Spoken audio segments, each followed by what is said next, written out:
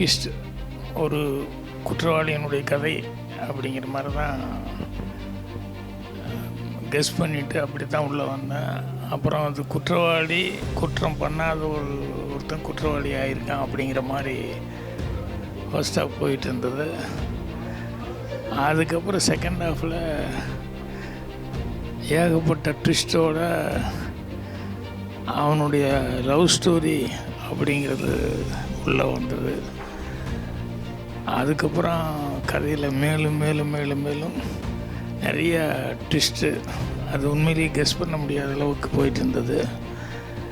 எல்லாமே ஆல்மோஸ்ட் எல்லாருமே நல்லா நடிச்சிருக்காங்க. பிரபு சீனிவாசன் டைரக்ட் பண்ணியிருக்காரு. இதில் செகண்ட் ஹாஃபு தான் அவ்வளோ விறுவிறுப்பாக போயிட்டு இருந்தது. ஃபஸ்ட் ஹாஃபு ஒரு நார்மலான ஒரு